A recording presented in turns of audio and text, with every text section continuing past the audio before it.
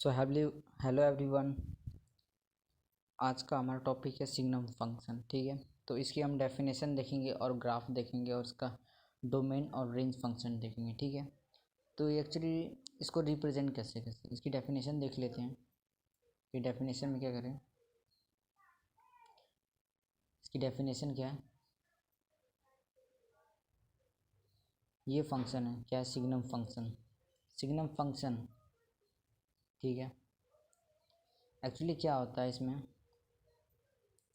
कि signum function में हम पॉजिटिव वैल्यू डालते हैं, पॉजिटिव क्वांटिटी डालते हैं तो ऑलवेज क्या देता है, 1 देता है। वो कब, जब वो ग्रेटर देन 0 से बड़ा हो। और जब ज़ीरो, कभी कभी कभार ये 0 आउटपुट दे देता है, वो भी कब, जब वो इक्वल टू 0, 0 के इक्वल हो। और जब क्या करते हैं इसमें नेगेटिव, कोई भी हम क्या करते हैं नेगेटिव क्वांटिटी डालते हैं तो वो डायरेक्ट क्या दे देता है हमें, -1 दे देता है। यानी कि सिग्नम एक ऐसा फंक्शन है जिसमें कि इसमें अगर पॉजिटिव क्वांटिटी डालते हैं तो 1 देगा। अगर जो हमने नेगेटिव क्वांटिटी इसमें डालते हैं तो ये -1 देगा। और 0 कब देगा, जब 0 डालेंगे तो 0 दे देगा। ठीक है, ये फंक्शन की डेफिनेशन है। और इसका डोमेन क्या है, इसके डोमेन में क्या क्या आता है, इसके डोमेन में है कि x बिलोंग करता है रियल नंबर से, यानी कि हर इसमें रियल नंबर अलाउड से। और रेंज क्या है, रेंज इसका क्या है, रेंज में क्या है, -1, 0 और 1। यानी कि इसके आउटपुट्स तो हमें यही आ रहे थे, 1 आ रहा था, 0 आ रहा था, -1 आ रहा था। इसके रेंज क्या है कि -1, 0 और 1, यही इसके क्या है, इसके रेंज हैं। और इसका ग्राफ देख लेते हैं एक बार कि ग्राफ में कैसा बनता है इसका ग्राफ। एक बार मैं ड्रॉ कर देता हूँ।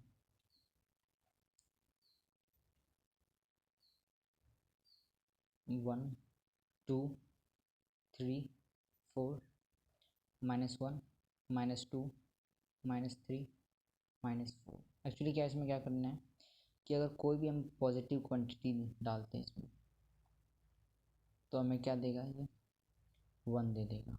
लेकिन इसमें जब भी हम कोई नेगेटिव क्वांटिटी डालेंगे, नेगेटिव क्वांटिटी क्या दे देगा, ये -1 दे देगा।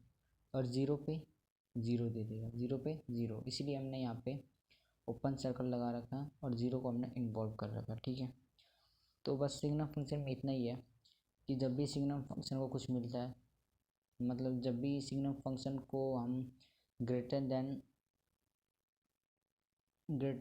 1 डालते हैं, यानी कि पॉजिटिव क्वांटिटी डालते हैं तो हमें 1 दे देता है। और जब भी लेस देन, क्या, जब भी नेगेटिव क्वांटिटी डालते हैं इसमें तो हमें नेगेटिव देता है। और 0 कब देता है, तो 0 हमें 0 पे देता है। और डोमेन इसका क्या है, डोमेन ये है कि इसमें सभी रियल नंबर्स अलाउड्स हैं। और रेंज क्या है, -1, 0 और 1, यही इसका रेंज। ठीक है, इसका ग्राफ कुछ ऐसा था। इस पे एक क्वेश्चन देख लेते हैं इस बेस्ड, सिग्नम बेस्ड पे, फाइंड द रेंज, फाइंड करना इसमें range of function. Signum function है, सिग्नम फंक्शन ये है। सिग्नम फंक्शन को कुछ ऐसे रिप्रेजेंट कर रखें,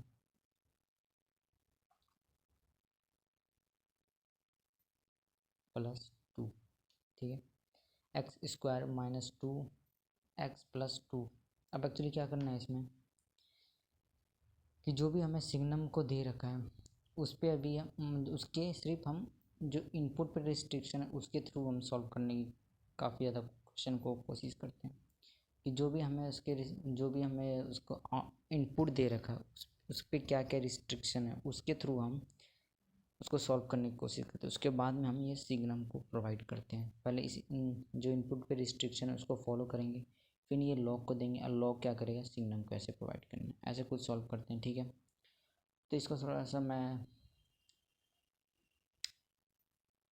सिंप्लीफाई कर लेता हूँ, यानी कि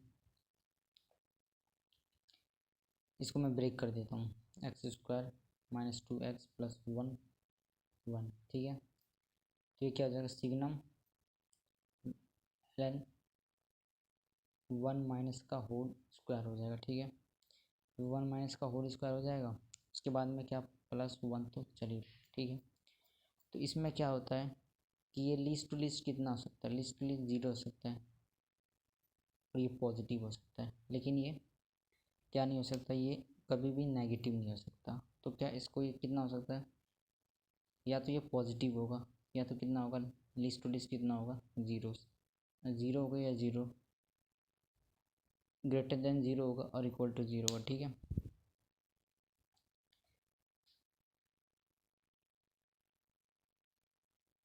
इसमें यही कंडीशन है और इसका तो आंसर क्या होगा कि जो सिग्नम फंक्शन है इसको प्रोवाइड करेंगे, जब ये 0 कर देते हैं तो क्या आएगा, 0 करने के प्रोवाइड करने के बाद क्या होगा कि 0 आ जाएगा, ठीक है। ग्रेटर देन और इक्वल टू 0 होता है, तो इसका आंसर क्या होगा हमारा,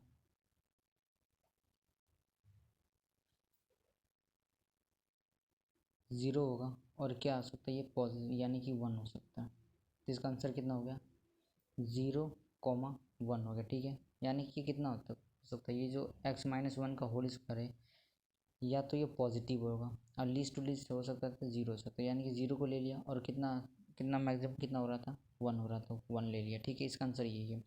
अब क्या करते हैं हम इसमें देख लेते हैं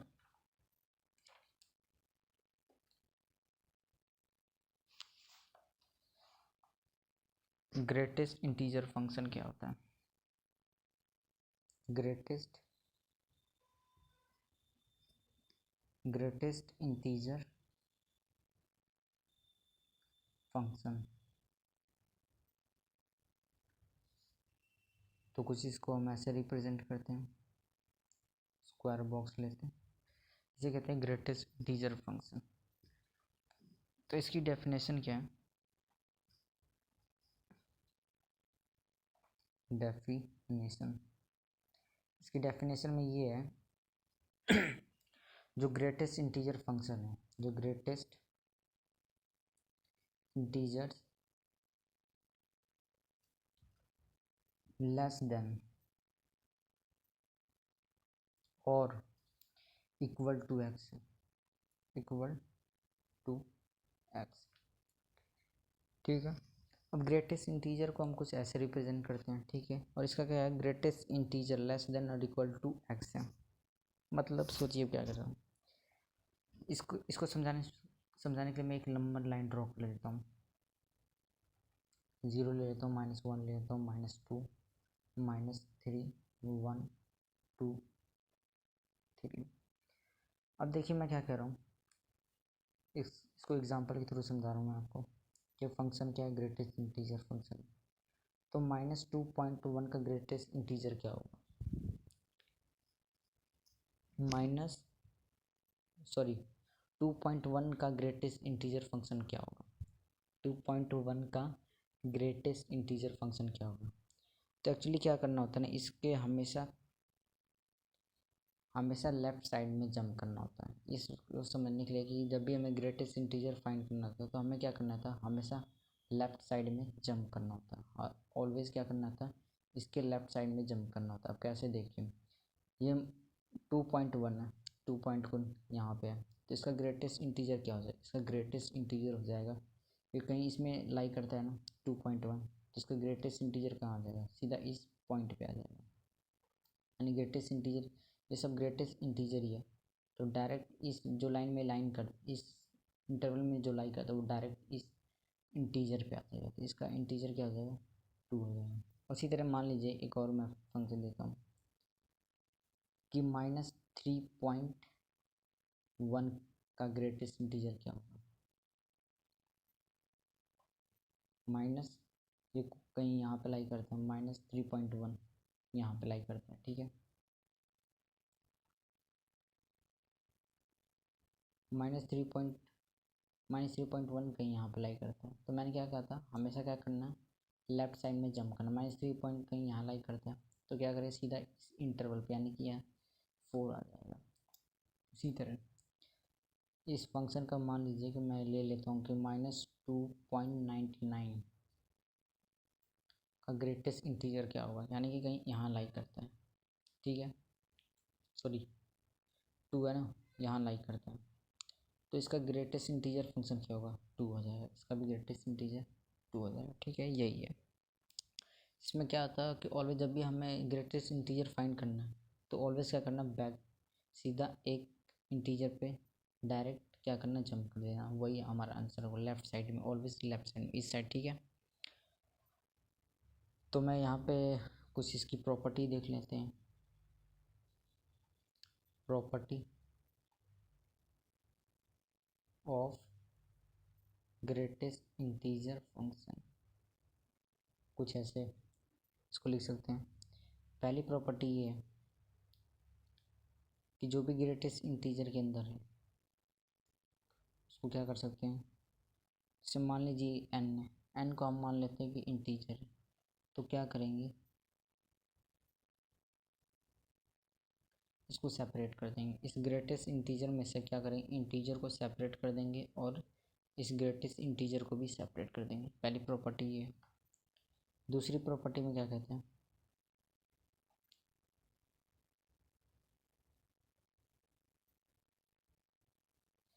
कि जैसे हमने इसको इस इंटीजर को सेपरेट कर दिया, इसको इस ग्रेटेस्ट इंटीजर को सेपरेट कर, उसी तरह सेम टू सेम ऐसे इसमें भी ज़्यादा कुछ नहीं करना है, इसको भी सेपरेट कर देना कि ये ग्रेटेस्ट इंटीजर है, इसको प्रोवाइड मिल जा रहा है और इसके पास ऑलरेडी ग्रेटेस्ट इंटीजर फंक्शन है। ठीक है, ठीक है, इसको और क्या कर सकते हैं कि 2 ग्रेटेस्ट इंटीजर फंक्शन लिख सकते हैं। ठीक है, और लास्ट जो प्रॉपर्टी है बहुत ही इंपॉर्टेंट है। इसमें क्या होगा कि कभी तो ग्रेटेस्ट इंटीजर पॉजिटिव होगा, कभी तो ग्रेटेस्ट इंटीजर नेगेटिव होगा। तो इसमें क्या होता है, ये दो प्रकार से आउटपुट देता है। कभी तो ये -1 आउटपुट देगा, कब देगा, जब x क्या बिलोंग नहीं करेगा एक इंटीजर से। ठीक है, और कभी तो ये 0 देगा। 0 कब देगा, जब x क्या करेगा, बिलोंग करेगा ग्रेटेस्ट इंटीजर फंक्शन से। ठीक है, तो सिंपली देखिए ग्रेटेस्ट इंटीजर फंक्शन क्या था, कुछ ऐसे रिप्रेजेंट करते हैं। ग्रेटेस्ट इंटीजर फंक्शन को कुछ ऐसे रिप्रेजेंट करते हैं। और जब भी आपको ग्रेटेस्ट इंटीजर फाइंड करना हो तो आप ऑलवेज क्या करें कि लेफ़्ट साइड में जंप करें, कोई भी नंबर उसके लेफ़्ट साइड में। जैसे 2 पॉइंट, ऐसे मान लीजिए मैं यहाँ पे ले लेता हूँ,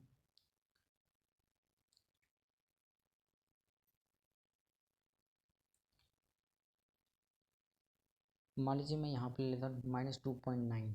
-2.9 कहीं यहाँ लाइक करेगा, तो यहाँ से सीधा डायरेक्ट मैं क्या जंप कर सकता हूँ यहाँ पे, तो -3 हमारा क्या होगा, ग्रेटेस्ट इंटीजर फंक्शन होगा। ठीक है, इसी के बेस पे मैं एक क्या करता हूँ, क्वेश्चन ले लेता हूँ सॉल्व करने के लिए। If 3x greatest integer + 2 equal to 2 greatest integer के अंदर x + 4, और फाइंड क्या करना है हमें, find the value of greatest integer के अंदर x + y। ठीक है, इसको सिंप्लीफाइंड करने के लिए क्या करना है आपको, ये डायरेक्ट मैं यहाँ पे एक बार लिख देता हूँ, 2 = ग्रेटेस्ट इंटीजर फंक्शन के अंदर 4x + 4। ठीक है, पहली प्रॉपर्टी क्या पढ़ी थी हमने, इसी प्रॉपर्टी पे अप्लाइड करना है। ठीक है, जैसे देखिए मानिए कि मैंने इसको ये तो सिंपली एज इट इज़ मैंने उतार दिया, लेकिन इसमें से क्या करूँगा मैं, ये जो ग्रेटेस्ट इंटीजर है इसको सेपरेट कर दूँगा और जो इंटीजर है इसको भी क्या करूँगा मैं, सेपरेट कर दूँगा। ठीक, उसके बाद मैं क्या करूँगा,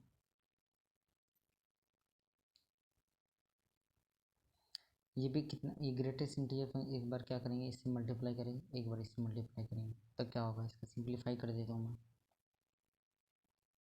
x + 2 = 2x + 8।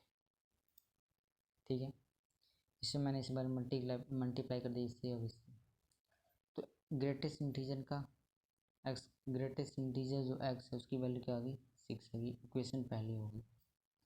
ठीक है, x की value, greatest integer of x हमने फाइंड किया। ग्रेटेस्ट इंटीजर ऑफ y कैसे फाइंड करना है, को क्वेश्चन में हमें दे रखा था, तो क्वेश्चन के थ्रू हम लेते हैं और सॉल्व करने की कोशिश करते हैं कि एक्स 3 इंटू में ग्रेटेस्ट इंटीजर प्लस 2, और हमें क्या मिल गया था, हमें 3 और ग्रेटेस्ट इंटीजर जो इसका एक्स का जो ग्रेटेस्ट इंटीजर है इसका क्या था 6 था प्लस 2, तो कितना हो जाएगा ये 20 हो जाएगा।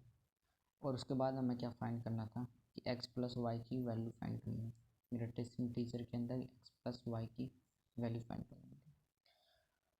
तो x की वैल्यू 6 है और y की वैल्यू 20 है, तो कितना हो जाएगा, हमारा आंसर हो जाएगा 26। ठीक है, ये ग्रेटेस्ट इंटीजर हो गया। और सिंपली क्या है हम देख लेते हैं कि अब एक और फंक्शन है जिसे कहते हैं fractional part function. Fractional part function, इसकी डेफिनेशन क्या है,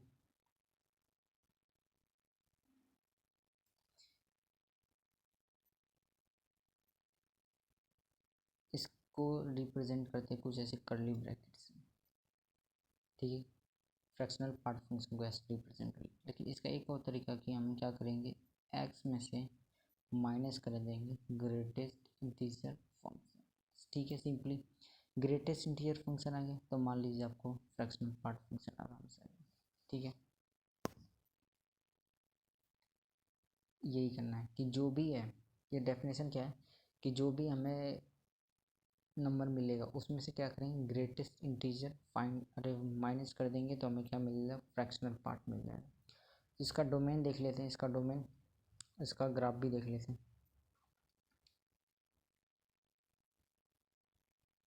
इसके ग्राफ में क्या क्या आ रहा है इसमें देख लेते हैं।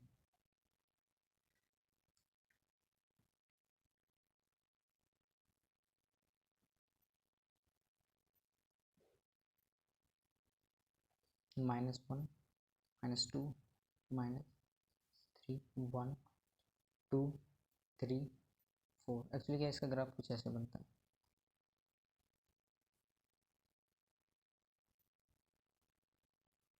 ये पीरियोडिक ग्राफ होता है इसका। ठीक है, ऑलवेज क्या होता है, पीरियोडिक ग्राफ होता है। तो क्या है ये देखिए, जब भी इसमें क्या होता है कि इसका डोमेन देख लेते हैं, डोमेन, इसके डोमेन में क्या क्या आता है, इसको डोमेन में आता है कि इसको सभी रियल नंबर्स अलाउड हैं। और रेंज में क्या आता है, रेंज में आता है इसकी रियल नंबर्स अलाउड। और रेंज क्या है इसका, रेंज है कि ये 0 से 0 दे, ये 0 मतलब इसका रेंज क्या है, 0,1, इसका 0,1 क्या है, इसका रेंज है। ठीक है, इसमें 0,1 क्या है, इसका रेंज है, और इसको क्या सभी रियल नंबर्स अलाउड हैं। ठीक है, इसी के बेस्ड पे हम क्या करते हैं, एक क्वेश्चन सॉल्व कर लेते हैं ग्रेटेस्ट इंटीजर फंक्शन का ही। ठीक, सॉल्व करना है, सॉल्व फॉर एक्स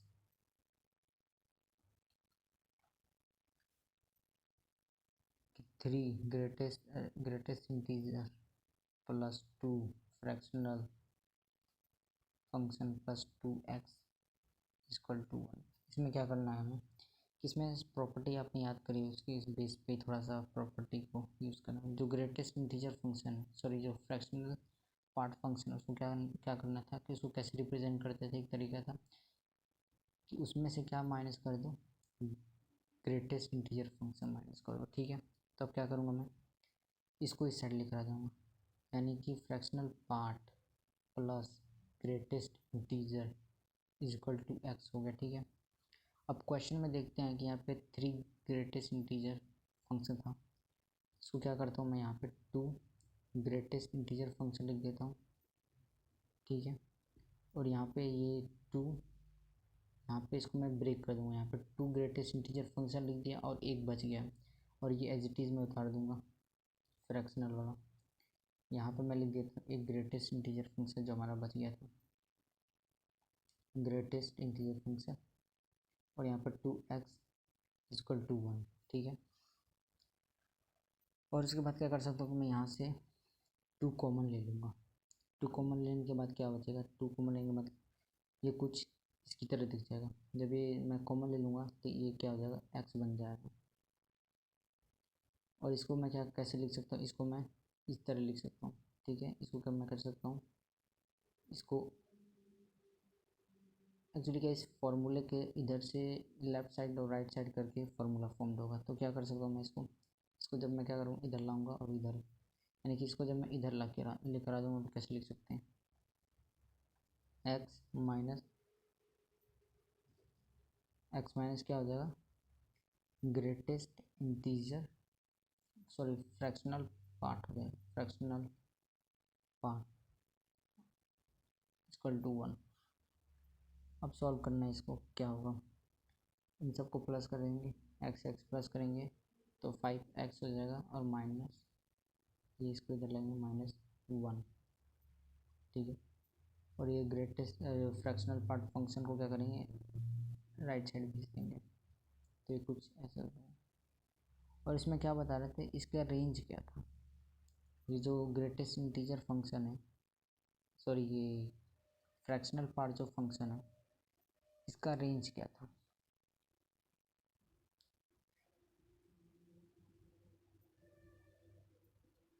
इसका रेंज था 0 था, जो 0 था। इसका रेंज क्या था, ग्रेटेस्ट इंटीजर फ्रैक्शनल पार्ट का, कि कभी तो 0 के इक्वल होगा और ग्रेटर देन 0 होगा, और -1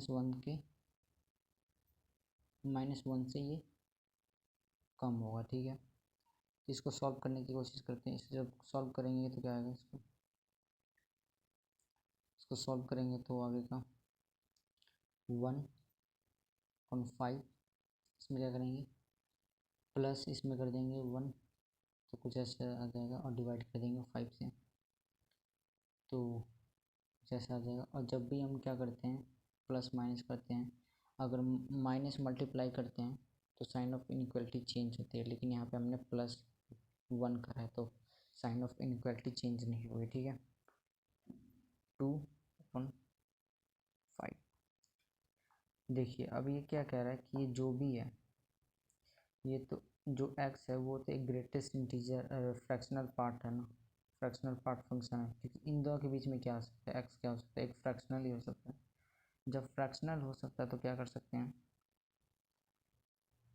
कि फ्रैक्शनल को क्या कर सकते हैं,